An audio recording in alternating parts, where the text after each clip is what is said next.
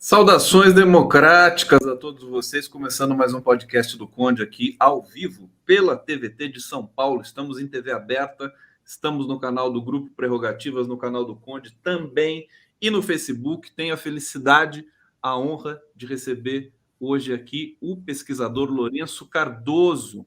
Vou apresentar rapidamente para vocês o Lourenço Cardoso, é professor do Instituto de Humanidades na Universidade da Integração Internacional da Lusofonia Afro-Brasileira, a Unilab, doutor em Ciências Sociais pela Universidade Estadual Paulista, Unesp, campus de Araraquara, mestre em Sociologia pela Universidade de Coimbra e Centro de Estudos Sociais. É graduado em História pela Pontifícia Universidade Católica de São Paulo, autor do livro O Branco ante a Rebeldia do Desejo, que está aqui comigo, que é sensacional. Aliás, um livro de fôlego, né? Muito fôlego para ler esse livro aqui. Um estudo sobre o pesquisador branco que possui o negro como objeto científico tradicional. Lourenço Cardoso, seja muito bem-vindo. Passo para você fazer a saudação para esse público que nos acompanha, que é um público muito qualificado e muito carinhoso, e vai te receber com todo carinho, como de costume. Tudo bem? Olá, boa tarde, quase boa noite. Uma alegria estar com vocês, uma alegria estar com o Conde, Augusto Conde, já com intimidade, chamando de Conde, né? O brasileiro tem dessas, que eu acompanho há muito tempo. É uma alegria estar com todos vocês e com essa oportunidade que teremos de bater um papo. Vai ser um papo assim inadiável, porque os estudos sobre racialidade, enfim, sobre racismo, sobre o negro, sobre o branco no Brasil, eles estão num momento, a meu ver, muito bom no sentido acadêmico e no sentido de que as comunidades absorveram bem. O brasileiro gosta de pesquisar, é um grande pesquisador, né? A gente pode falar disso também mais adiante. Vou saudar todos vocês aqui. Ô Lourenço, antes de falar especificamente desse trabalho, eu queria que você contasse um pouco para a gente da tua formação, porque você tem uma formação muito ampla. Você também é poeta, também é dramaturgo. Eu queria que você falasse um pouquinho da sua história para a gente. Conde, esse lado de poeta e dramaturgo, ele vem muito antes do lado acadêmico. Esse lado acadêmico que é o lado de pesquisador. Eu começo a escrever poesia com 14 anos de idade. E hoje em dia eu tenho escrito poucas poesias. E depois eu escrevo peças de teatro. Com 18 anos de idade eu estou escrevendo peças de teatro. Aí eu vou para a academia, me torno um professor de história, depois professor de sociologia, faço mestrado. Aí depois eu vou fazer doutorado. Aí esse lado da poesia no doutorado, ela foi um pouco ficando de lado. E o lado de peça de teatro também foi ficando de lado. A peça de teatro, a poesia ficou um pouco de lado a partir do momento que eu não estava vivendo tanto esse mundo de ver peças de teatro. E a poesia, ela foi ficando um pouco de lado. Eu acho que depois que eu fiz o doutorado, eu não consegui conciliar esses dois mundos, o mundo da arte e o mundo acadêmico. Durante o mestrado eu conseguia fazer. Então eu sempre gostei de escrever e uma das minhas expressões era a poesia. E a poesia ela tem algo importantíssimo, porque ela quebra as regras, ela quebra as camisas de força. Escrever em prosa já é uma camisa de força se você for escrever em versos. A não ser que você pegue um verso também. Escrever em poesia, você fica procurando sempre algo transgressor. E a escrita acadêmica, para você transgredir, você tem que justificar. Então, hoje em dia, eu tenho vontade, eu tenho um propósito de voltar a escrever teatro. Escrever poesia, eu gosto de pensar romanticamente. Eu gosto de escrever poesia quando ela vem. Não como se eu estivesse escrevendo... Você parou completamente de escrever poesia ou você continua tendo umas epifanias assim durante a tua vida acadêmica? Eu tenho algumas epifanias, mas cada vez menos. Eu acho que eu tenho que forçar Aí, como eu não quero forçar, ela não está vindo. Antigamente, quando surgia alguma ideia, aí você jogava essa ideia na poesia. Aí depois, quando surgia essa ideia, você jogava essa ideia na poesia e no teatro. Tem algo que eu ainda nunca escrevi, que eu quero escrever, que é um romance. Eu tinha propósito de escrever um romance muito antes de escrever uma tese de doutorado. Eu acabei escrevendo uma tese de doutorado e ainda não escrevi esse romance, que é um dos propósitos da minha vida. Olha que bonito isso, gente, que história bacana. E eu pensei na Conceição Evaristo aqui, porque eu acho que o estudo acadêmico da questão da raça, da questão da racialidade no Brasil, ele deve estar atrelado. Todos os pesquisadores têm uma veia nessa área, alguns, né, que eu conheço, têm essa veia da estética, né, para também enunciar nesse terreno que é tão difícil, porque é todo um discurso que ainda precisa ser estabelecido, né? É uma porta que você tem de abrir, e isso não é de repente, né? Inclusive, eu acho que você faz isso no teu trabalho. Na sua poesia lá atrás, você falava das questões, digamos, da identidade negra? Você falava sobre isso ou era uma outra coisa? Ela era uma poesia que tratava de muitos temas e também da questão negra. Eu lancei um livro chamado O Peso do Mundo. O peso do mundo são muitos temas e também tem o tema negro. Aí eu morei em Portugal, fui fazer o mestrado em Portugal, e em Portugal eu lancei um livro de poesia, tem um livro de poesia na gaveta. Então, esse livro, antes de sair para o Brasil, ele seria um livro de poesia monotemático, era um livro de poesia negro, era um livro de poesia temas negros. Aí eu fui para Portugal, aí ampliou. Eu comecei a tratar sobre a questão da existência, a vivência em Portugal, e aí o livro virou um livro de poesia negra e um livro de poesia da minha existência em Portugal, tratando de vários temas. Então, esse livro que eu ainda não lancei tem essa mistura entre um livro de uma parte de poesia negra e uma parte diversificada que tem muito a ver com a minha existência em Portugal, lá na cidade de Coimbra, onde dá a impressão que todo mundo é poeta lá em Coimbra. É muito interessante, a poesia, ela brota, você vai na casa das pessoas, você encontra uma senhora de 60 anos, ela vem mostrar a poesia que ela escreveu para você. Eu considero o Fernando Pessoa, puxa, um poeta sensacional mesmo. Né? Ele é fantástico, né? Eu gosto da Cecília Meirelles no Brasil, eu gosto do Cult, eu gosto da Cristiane Sobral. Puxa, a Tanta poesia, coisa importante. eu gosto muito da poesia. Eu sinto muita falta de escrever poesia. Lourenço Cardoso, agora o teu trabalho, eu acho que é de uma densidade também, que eu me lembro que quando eu estava tentando ler Lacan no meu mestrado na Unicamp, né, porque tem uma convergência muito grande da psicanálise com a linguística, o Lacan ele enuncia nesse registro quase que do poético, né, e as próprias formulações dele são feitas assim nesse registro que é um pouco ambíguo, é uma corda bamba, até por uma questão também de fazer gritar aquilo que é a linguagem, né? A questão da metalinguística também. Vamos falar do seu trabalho? Olha, esse livro aqui, não consegui ler o seu livro porque precisa de fôlego para ler isso aqui. É uma tese de doutorado. São mais de 300 páginas aqui. Eu queria que você explicasse para a gente, o Lourenço, o branco ante a rebeldia do desejo. Você é um negro que ousou estudar os brancos, é isso? Exatamente, exatamente.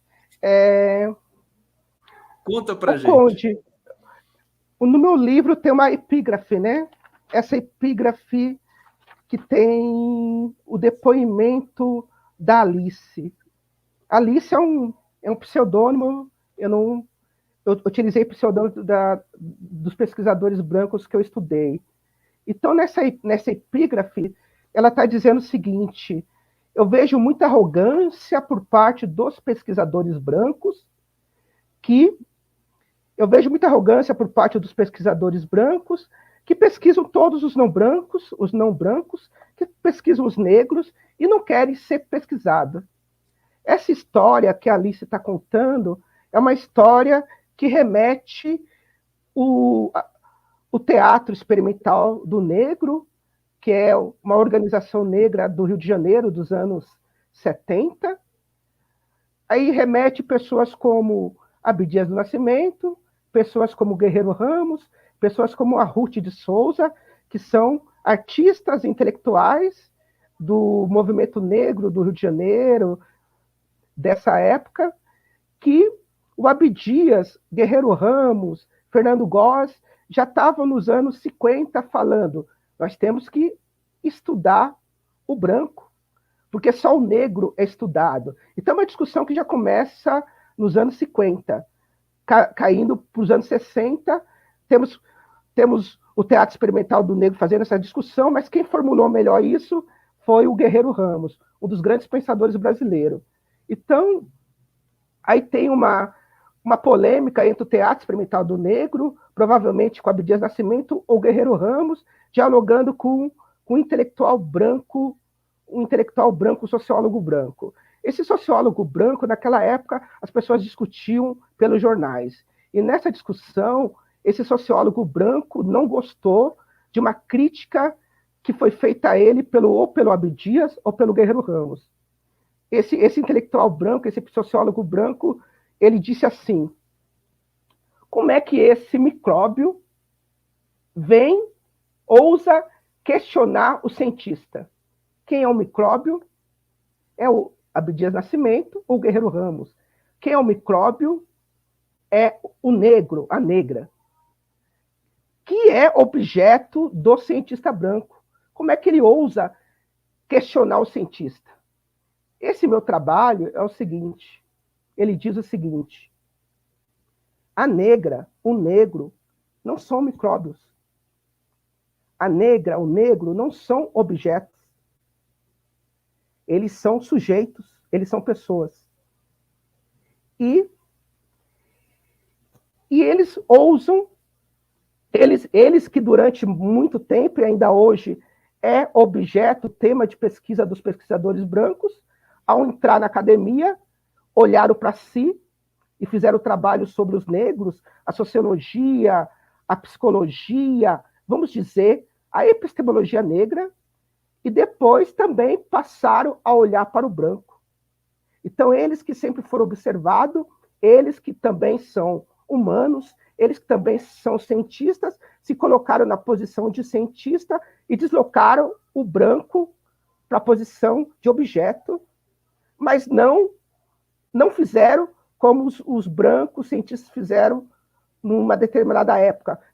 Quando você tem aquela ideia de que o humano é coisa, naquele pensamento de Durkheim, trate o humano como coisa, que é uma visão tradicional da ciência que a gente geralmente não utiliza mais. Então, os negros entraram na academia, as negras entraram na academia, passaram a estudar a si mesmo e passaram a estudar também os brancos. E quando o trabalho é feito pelo cientista negro, você desloca o branco, que estava sempre no papel de cientista, para o papel de objeto. Só que ele não é um objeto coisa, ele é um objeto que continua sujeito. Então, foi isso que eu fiz, essa inversão, que é uma proposta que já vem da história do movimento negro, que já vem de Guerreiro Ramos, passa pela Maria Aparecida da Silva Bento, chega até mim e continua. A história continua. E talvez seja o grande parâmetro epistemológico do nosso tempo, porque a gente precisa entender o que é o branco, né? Porque basicamente para entender o Ocidente, aliás, que está numa crise muito grande. A gente está vendo isso acontecer em vários lugares do mundo. Deixa eu te perguntar, porque você é um pesquisador muito enfim, você tem um lastro muito grande, você lê os clássicos, né? Todos os filósofos, né? Os importantes. Não te incomoda, por exemplo, Durkheim, branco, Hegel, branco, todos os filósofos europeus, né? Esse eurocentrismo. Como é que você lida, né? Dentro da sua ancestralidade? Isso me incomoda. Eu que não sou negro, eu fico incomodado. Por exemplo, a coleção Os Pensadores, que a Folha de São Paulo lançou, são só homens e brancos. Como é que a gente lida com isso, Lourenço? E como é que você lidou com isso? Você trazer o pensamento desses pensadores, que são grandes pensadores, mas são pensadores brancos que pensaram o mundo, né? Olhando o branco como uma referência, quase como uma neutralidade de subjetividade. Explica para gente. Muito bem. Ô, Conde, eu lido a partir da máxima que o conhecimento do mundo não é o conhecimento eurocêntrico do mundo. O conhecimento do mundo não é somente o conhecimento brancocêntrico do mundo. Isso é parte do conhecimento. Pensadores somos todos nós. Quando pensamos? Nós pensamos a partir do momento que nós nascemos. Pensar, sentir é da humanidade.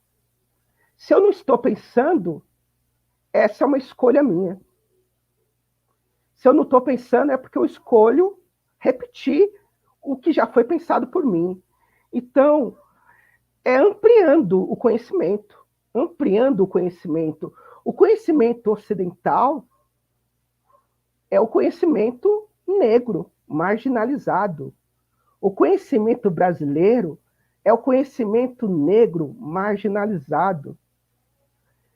O conhecimento brasileiro autêntico, o conhecimento ocidental autêntico, ele vai se ocorrer de fato, ele vai se aprofundar de fato quando a margem deixar de ser margem e passar a ser centro, passar a ser parte, o Brasil, com a rejeição do Brasil, não faz mais sentido. O que seria o Brasil com a rejeição do Brasil? O Brasil com a rejeição do Brasil é você ter que ter uma lei para que a gente estude os nossos povos originais. O que é o Brasil com a rejeição do Brasil? O Brasil com a rejeição do Brasil é você ter uma lei para que a gente estude a nossa origem africana e a contribuição negra brasileira. Então, quer dizer, desculpa, sem querer te interromper, sim. já interrompendo. Não, você pode me interromper um raciocínio muito complexo. É a nossa conversa. Quer dizer, o fato de haver uma demanda para que se estude os povos originários e a formação, isso é um sintoma de um desequilíbrio sobre as subjetividades branca e negra. É isso que você está dizendo? Ou seja, deveria haver uma demanda também para estudar o branco? Desculpa, só isso que eu queria dizer. A questão é, a demanda é que nós estamos criticando que o Brasil não é só a contribuição do que hoje nós chamamos dos brancos de tradição europeia. Que isso é muito pouco, que isso é parte. É uma demanda para que o Brasil seja Brasil e que isso não pode ser apenas imposto por lei. O Brasil jamais será o Brasil se a gente apenas reivindicar e colocar na mesa a contribuição de tradição europeia. Então, o que a epistemologia negra traz, a epistemologia dos povos originais, é a busca do Brasil consigo mesmo. E a busca do Brasil consigo mesmo é ampliar para além do conhecimento eurocêntrico ou brancocêntrico do mundo, que se coloca como universal, mas que é parte. Então, a contribuição é para o Brasil se reencontrar consigo mesmo. Porque o Brasil, só com essa tradição europeia, uma tradição europeia no sentido de imitação, é uma tradição europeia com hierarquia, eu quero os valores europeus, eu quero os valores neo-europeus. O que eu estou chamando de neo-europeu? Estou chamando de neo-europeu dos Estados Unidos, né? Seria esse neo-europeu, o neo-ocidentalismo, né? Então, o que eu quero ser? Eu quero ser imitação da França, não necessariamente França, eu quero ser imitação de Paris, eu quero ser imitação de Nova York, eu quero ser imitação de Berlim. Então, o que eu quero ser é imitação. Então, até você buscar a tradição europeia, o que você busca ser não é nenhuma autenticidade, não é a antropofagia do Oswald de Andrade, é a imitação. Não. O que é o Brasil é antropofagia. Aqui o Oswald de Andrade, antropofagia, Oswald de Andrade com os povos originais, antropofagia não é Oswald de Andrade, antropofagia dos povos originais, do europeu, dos povos originais, dos africanos, dos povos japoneses. Aí, quando eu falo japonês, estou usando um conceito étnico dessa diversidade brasileira sem a rejeição dos africanos, sem a rejeição dos povos originais, e daí vão todos. E quando eu falo de rejeição, eu estou sendo muito educado, porque essa rejeição não é simplesmente rejeição. Essa rejeição também pode ser lida de maneira muito franca, sem o extermínio dos povos originais e sem o extermínio dos povos africanos e negros e negras. Tá aí o Lourenço. Eu estou preparando aqui a leitura do chat. O pessoal está comentando aqui. E eu vou, inclusive, já ler para você aqui, para todos nós. Estamos ao vivo aqui. Aliás, eu estou aguardando mais comentários de vocês para participar desse debate aqui fantástico com o nosso querido Lourenço Cardoso. A Maria Noemi diz: essa crise do branco reverbera pelo planeta, rasgando conceitos, expondo preconceitos, convulsionando cada centímetro do nosso ser. É a desconstrução do velho para que o novo venha a brilhar.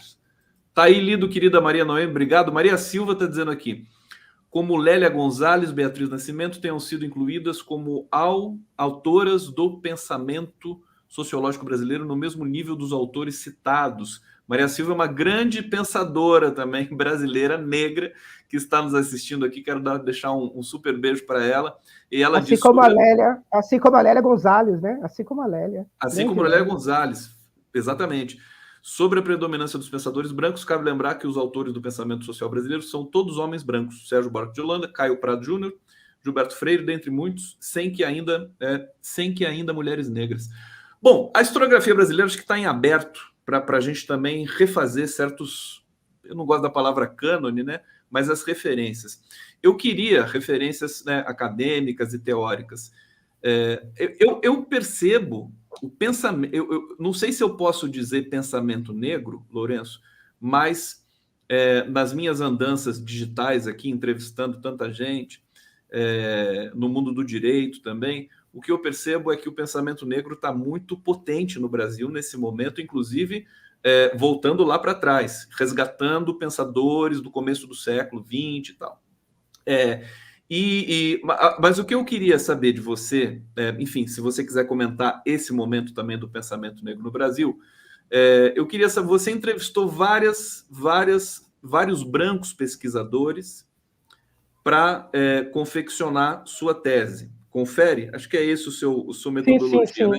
Eu entrevistei alguns. Eu queria saber o que você encontrou lá, né? O que te chamou mais atenção, quais foram as recorrências nessa série de entrevistas que você fez? O Conde, só para a gente enfatizar os pensadores, né? Tem pensadores que têm reconhecimento, mas nós temos pensadores negros e pensadoras negras. Uma das grandes pensadoras negras é que a Maria Silva, né, falou, Lélia Gonzalez, Beatriz Nascimento, Marielle, que foi assassinada. Nós temos Jaqueline, nós temos Luana Antunes, nós temos muitas. Conceição Evaristo. Conceição Evaristo, Esmeralda Ribeiro, nós temos um grande pensador, o CUT, Luiz Silva, que fundou os Cadernos Negros, uma antologia de escritoras negras que existe desde 1900 1978. Nós temos, na minha opinião, o maior pensador brasileiro vivo, que é o Ney Lopes, que acabou de fazer 80 anos. O Ney Lopes, ele é brasileiro. Ele é orgulho que essa nação produziu. Ele é um sambista extraordinário, ele é um escritor de contos e ele é uma pessoa erudita que já escreveu muitos dicionários, dicionário da diáspora africana, dicionário sobre escritores negros, que agora tem sido reconhecido como doutor honoris causa. Nos Estados Unidos, nós reverenciamos um pensador chamado Du Bois. Podemos dizer que o Du Bois não é maior do que o Ney Lopes. Aqui no Brasil, nós referenciamos um pensador chamado Antônio Cândido. Antônio Cândido é maravilhoso, maravilhoso. Mas nós podemos dizer que Antônio Cândido é maior do que Ney Lopes. Então, nós temos muitos pensadores negros e pensadoras que acabam sendo invisibilizados e isso está sendo cada vez mais difícil, porque nós estamos nos colocando. A questão dos pesquisadores brancos, né? No meu trabalho, eu encontrei algumas recusas. E essas recusas foi algo que meu orientador, que é o Dagoberto, que também é um grande pensador negro, eu fui orientado no doutorado pelo Dagoberto. Que faz um prefácio espetacular no seu livro, que é maravilhoso. Ah, que bom que você gostou, que bom que você gostou. E durante o mestrado eu fui orientado pelo Boaventura Souza Santos, eu continuo no mesmo tema, que é a branquitude. Então o Dagoberto já avisou para mim que você vai encontrar muita recusa porque eu era um jovem pesquisador negro que ia entrevistar, que ia conversar com esse orientador, não, com esse pesquisador branco, que já é doutor, ele é doutor, eu doutorando. E na medida que eu vou chegar até eles, ele está esperando que eu vou convidá-lo para participar da minha banca. Não é isso. Não é para participar da minha banca. Eu quero saber por que você estuda o negro e não estuda o branco. Eu quero saber por que você pensa o outro e não pensa em si. Então, isso causou muito incômodo e muitos desses figurões dessas universidades, né, do Sudeste acabaram se recusando porque tudo bem eles pensarem sobre o negro, eles problematizarem os negros, mas não querem ser problematizados. E pior, quando é problematizado pelo negro, e pior ainda, se for negra. Então, teve essa dificuldade, deles. E naquele momento que eu estou estudando branquitude era um termo desconhecido, agora está mais popular nas redes sociais. Então, mas o que é isso, branquitude? Como é que tem que estudar o branco? Nós temos que estudar o negro. E agora, muito desses pesquisadores e pesquisadoras agora também têm falado de branquitude, como se eles já pensassem isso há muito tempo. Tem uma hipocrisia, né? A hipocrisia ainda vigora. Agora, você encontrou muitas negativas e tal, muitas recusas, mas quem topou, né? Enfim, entrar um pouco nessa dança com você, o que você encontrou ali? Porque vamos deixar aqui também claro o seguinte: você entrevistou pesquisadores brancos que pesquisavam negros, correto? Exatamente. O universo exatamente. Eu pesquisei, eu investiguei, para mudar um pouco as palavras, né? Eu investiguei pesquisadores negros que estudam negro. Esse foi o foco central da minha pesquisa. Aí eu aproveitei também para investigar pesquisadores brancos que estudam branco, porque eu falei, puxa, eu tenho acesso a eles. Aí eu falei, puxa, eu vou perguntar para eles também. O que foi mais em comum é que eles estudam o negro porque o problema é não ser branco. Eles estudam o negro porque o desvio do padrão seria não ser branco. Então, o universal acaba sendo o branco. Então, essa foi o aspecto mais geral. Então, o tema a ser pesquisado, o problema a ser investigado é o negro, porque não há problema em ser branco. Isso não há, isso aparecia como não questão. Então, é como se o que o negro enfrenta, o branco não tivesse nenhuma relação com isso. O branco e a sociedade de classes que nós vivemos, né, não tivesse nada a ver com isso. É um assunto realmente que exige muita preparação, enfim, uma estrutura teórica que deve ter dado um grande trabalho para você. Eu queria que você, Lourenço, explicasse para a gente, para o nosso público aqui e para mim também, quer dizer, o que é a branquitude, mas para uma pessoa que jamais lidou com esse conceito, para a gente poder, inclusive, aprofundar um pouco mais aqui nos outros momentos do nosso papo. O que é branquitude? Maravilha. Então, vamos fazer comparações, né? Nós ouvimos falar muito sobre negritude. Negritude. Nos anos 90, tinha até um grupo de pagode chamado Negritude. Antes chamado Negritude Júnior, depois Negritude. E ainda acho que ainda existe esse grupo com outra formação. Então a gente falava de negritude, a gente ouvia falar do negro, estudar o negro, e a gente ouvia falar que negritude é uma identidade negra. Negritude tem a ver com a raça ou etnia negra, ou identidade racial, étnica. Étnica tem mais a ver com cultura, raça tem mais a ver com questão física, aspectos físicos. Mas as duas coisas estão interligadas. Então, usando conceitos estadunidenses,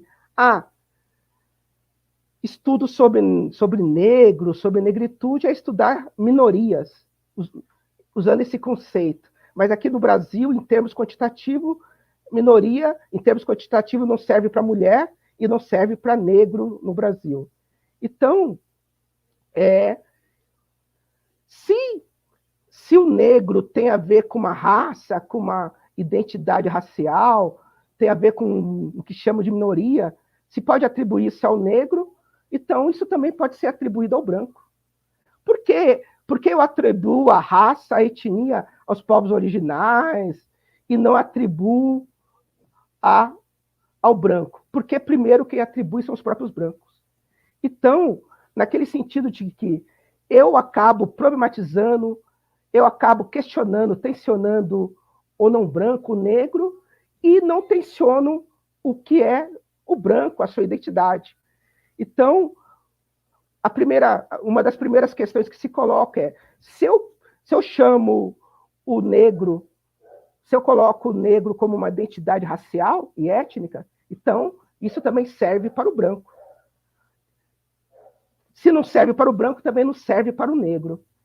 Então, podemos pensar a branquitude como uma identidade racial, branco é raça, é etnia, atribuída ao branco. Então, através do estudo branquitude, como é que a gente tem visto hoje?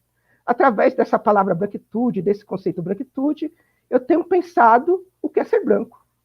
As redes sociais têm pensado o que é ser branco, têm discutido o que é ser branco. Ser branco tem alguma vantagem? Ser branco tem vantagem por ser branco? Tem vantagem em relação aos próprios brancos? Tem vantagem em relação ao não branco? Tem vantagem em relação aos negros? Isso tem vantagem? Isso tem privilégio? Então, branquitude, hoje mesmo, ela tem sido utilizado para questionar, para tensionar, para pensar o branco. Teve essa foto que foi muito visibilizada do PT, do Lula com Alckmin, que só tinha brancos lá, só tinha brancos, a gente não enxergava não brancos. Isso sempre aconteceu. Isso sempre aconteceu e acontece em todos os partidos. No Ciro Gomes, teve uma campanha recentemente sobre mulheres, e lá só tinha mulheres brancas, ou era difícil enxergar uma mulher que não seja branca. E antigamente isso passava, ninguém questionava. Agora, com essa ideia de branquitude, com a força que o movimento negro passa a ter, com a voz que ele tem até através da internet, nós estamos conseguindo questionar isso, e esse conceito branquitude também, ele tem servido para questionar isso, só tem branco, né? Questionar o que antes não se questionava. O que nos questionava. E o que acontece, o que a gente percebe que acontece, por exemplo, no debate público, pelo menos o debate público brasileiro está muito...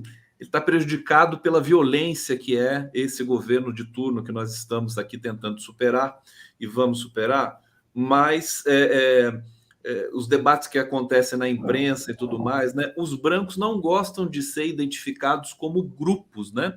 Isso é terrível, porque um exemplo, inclusive, que a nossa colega Lia Schuckmann, né, que também é pesquisadora dessa área, junto com você, ela diz assim: quando você tem no Big Brother, você tem ali dois negros, eles brigam entre si, o comentário é assim, tá vendo? Os negros brigam entre si também. Agora, quando você tem brancos brigando entre si, ninguém comenta que são brancos brigando entre si. Quer dizer, se apaga completamente essa marca que é direcionada para indígenas, para negros, eventualmente para imigrantes no Brasil e tudo mais. Se apaga isso e os próprios intelectuais brancos que estão participando do debate público e que participam também dos partidos políticos, eles não se dão conta. Existe um apagamento, né? E fica muito difícil. E aí, por exemplo, eles acusam de identitarismo quando você exige deles, quando se exige desses pensadores brancos, intelectuais brancos, que eles respondam pelo grupo dos brancos. O que você poderia dizer para a gente sobre isso, se é que você concorda com essa reflexão aqui breve que eu fiz aqui para você? Tem uma questão de tensão e de conflito que não quer ser colocado. Vamos colocar no espaço da política. O espaço da política de esquerda, os políticos de esquerda, os negros de esquerda, estão disputando com os brancos de esquerda o poder do espaço.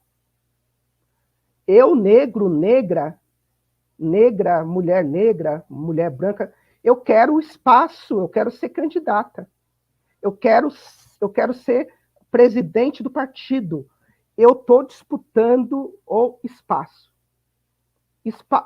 O espaço de poder político.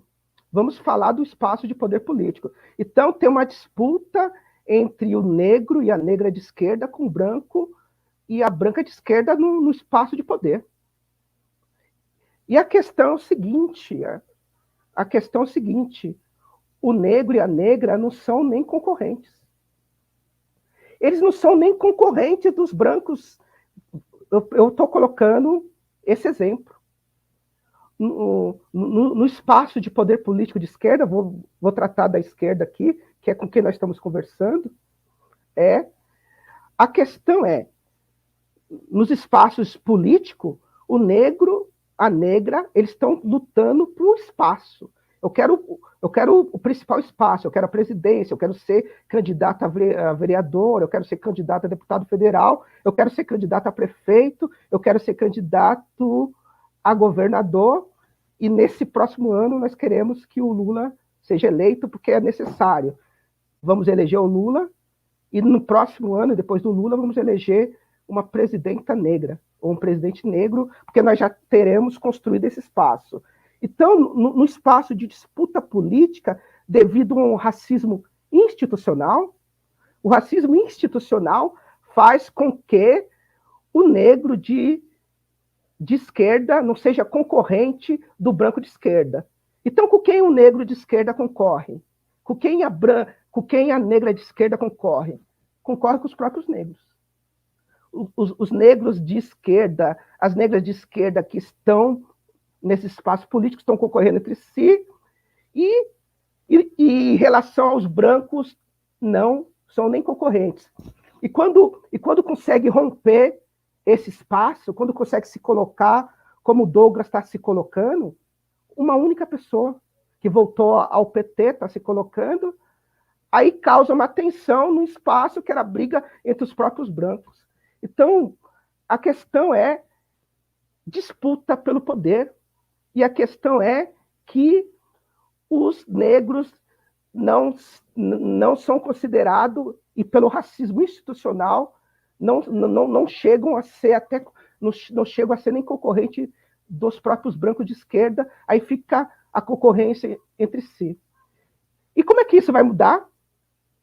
Não vai mudar com abraço, não vai mudar com palavras aliado, com palavras de companheirismo. Vai mudar com a luta que já ocorre por espaços de poder. A luta que ocorre, que as negras e os negros estão fazendo por espaço de poder. Então, as coisas têm que ser ditas como elas são. Aí essas palavras de identitarismo, essas palavras como se... Aí invisibilizam a luta de fato, que é a luta por espaço de poder, e invisibiliza a questão que é mais cruel. A questão que é mais cruel é, enquanto tiver o racismo institucional no espaço de esquerda, isso também está no espaço de direita, mas não vamos tratar da direita aqui, porque em relação à direita nós somos todos rivais, né? Nós somos rivais da direita, e nós somos, obviamente, nós lutamos todos contra a ultradireita, porque a ultradireita é contra a existência de todos nós. Então, a questão é, tem que ter maior sinceridade na luta e que os negros têm que conquistar os espaços de poder. E quais são os espaços do negro? O espaço do negro e da negra não é só um espaço específico para promoção da igualdade racial, é o espaço da economia. É todo o espaço, todo o espaço. Perfeitamente, quer dizer, tem de estar em todos os lugares para poder haver pelo menos um princípio, né, um embrião de simetria na ocupação desses espaços de poder. Eu estou me lembrando aqui, enquanto você estava falando, um dos relatos que mais me assustaram, chocaram com relação ao racismo no Brasil é a fila de adoção, né? As crianças que estão para ser adotadas, no Brasil inteiro, existe uma fila universal, né? A maioria é negra, né? A maioria é negra. Maioria esmagadora, evidentemente. E os pais, os candidatos a adotar, eles não querem negros, eles querem brancos. E quando uma assistente social me disse isso, né? Eu fiquei assim, pasmo. Eu falei, mas isso é ilegal, isso deveria ser catalogado como racismo. Alguém que está querendo adotar uma criança e colocar como condição que a criança não seja negra. Eu acho que isso sabe, por que eu estou dizendo isso? Porque o lugar de produzir uma possibilidade de uma mínima simetria, né, entre brancos e negros no Brasil é o lugar das leis, é o lugar da produção, né, das regulações para vários campos, por exemplo, para essa questão das adoções no Brasil. O que você pensa a respeito desse fenômeno? Poxa, Conde, é sempre uma história muito triste, né? Você falando e eu sofrendo o que você acabou de dizer, né? Essa questão da adoção. Você pensa a criança negra que não tem a possibilidade, né, de ir para uma família por ser negra. Eu penso aqui, lembrando do Boaventura Souza Santos, né, que foi o meu orientador do mestrado, aprendi muito com ele, ainda aprendo. A justiça, vamos pensar o STF. O STF, nós temos a TV Justiça e nós podemos assisti-los, né? Isso foi a melhor coisa que aconteceu nos últimos tempos, poder assistir o STF, que tem 11 ministros, juízes brancos. E 11 juízes brancos que utilizam a Constituição como referencial teórico. A minha fala é uma fala de um leigo, eu não sou jurista. Mas a impressão que nós temos são juízes, uns mais preparados do que os outros, na minha visão, que pegam a Constituição como referencial teórico para defender suas ideias pré-estabelecidas. Mas, em geral, são classe média, são brancos de classe média ou classe média alta, de uma origem muito parecida, assim, que pensam muito igual. Mesmo quando tem divergência, não é uma divergência absurda, não tem divergência de real de fato, não tem divergência real de fato. Então, como é que poderia ter uma diferenciação, uma diferenciação?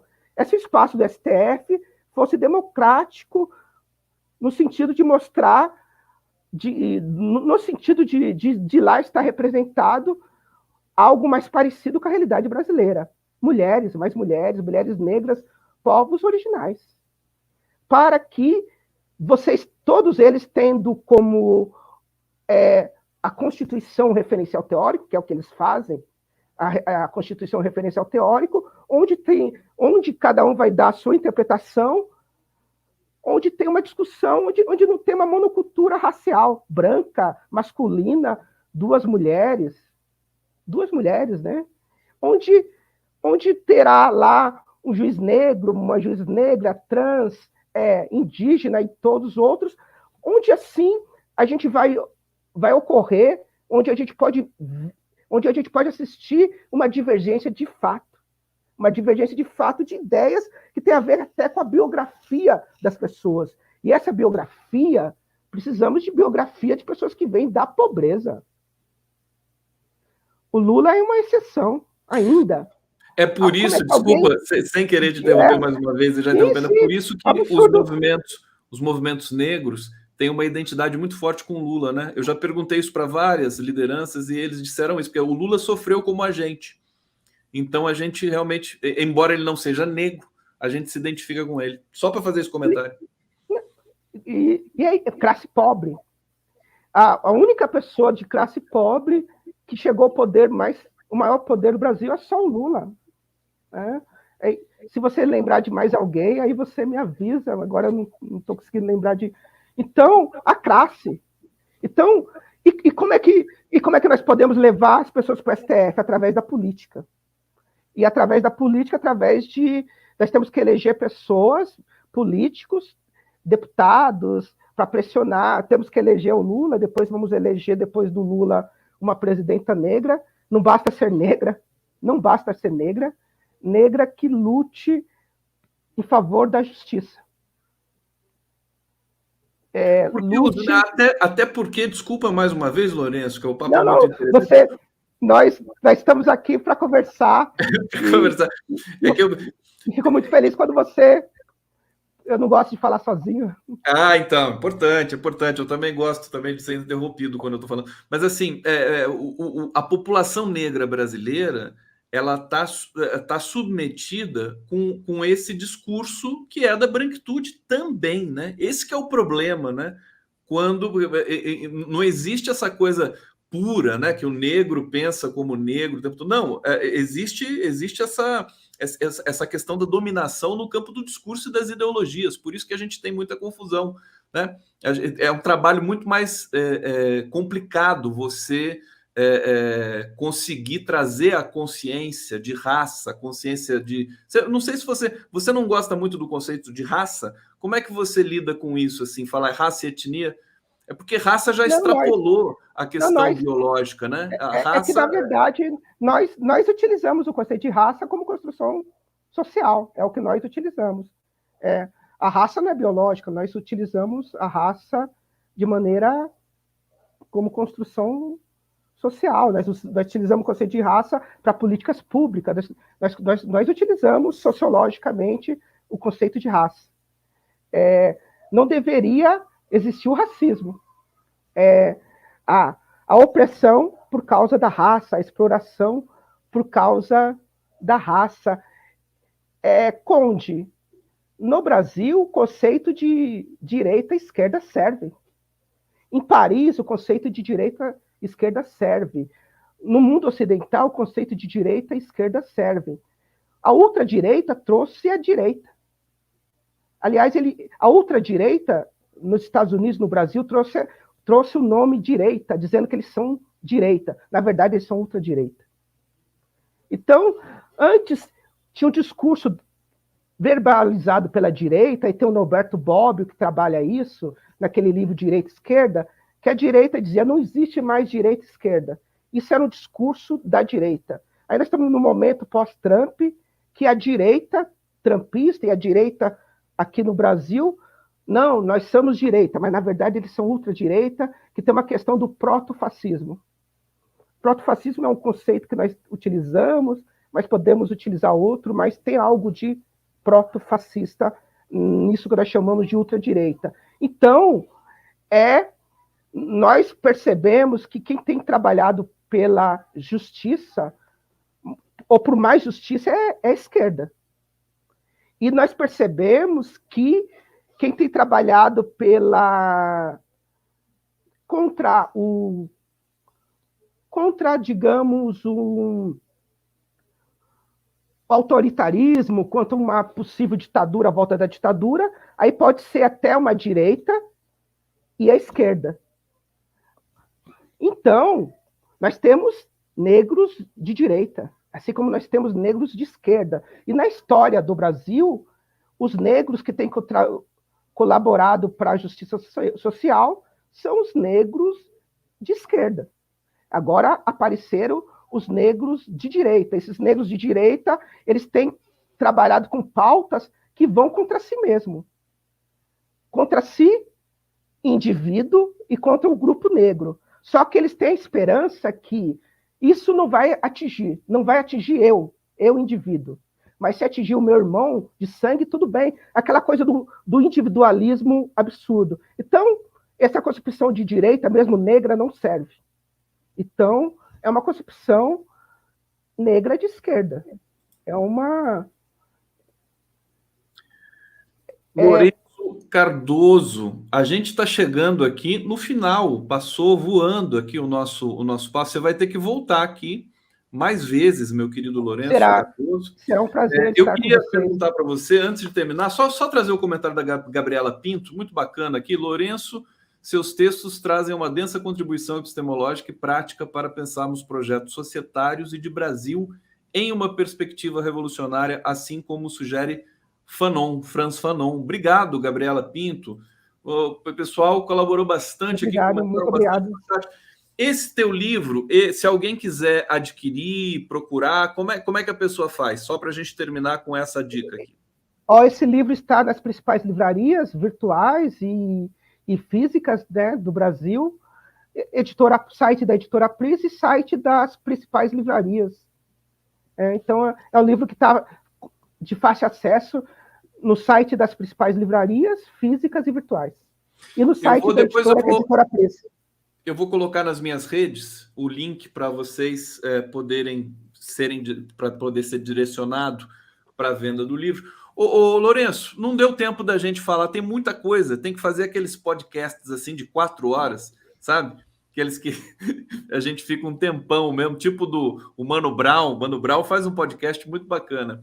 Grande Mano Brown, dos maiores pensadores brasileiros. Tem questões maravilhosas no teu livro, por exemplo, aquela imagem do Narciso e do Drácula, né? É tão bonito aquilo lá que você fala, você vai lá atrás para buscar essa questão também da ancestralidade, né? Talvez subjetiva do branco, né? É tão interessante. Conde, essa é uma das partes que eu mais gostei, porque ali eu consegui aliar ao lado do escritor, eu consegui fazer as duas coisas que foi o começo da nossa conversa. Realmente é muito poético também, tem um lado poético o teu trabalho. Eu quero te dar os parabéns, agradecer imensamente a tua generosidade de vir aqui, meu querido Lourenço, e a gente tá junto, estamos junto. É assim que a gente se fala agora, né? Estamos juntos. Estamos juntos. Vamos continuar nessa luta aqui para trazer a nossa felicidade de volta, né?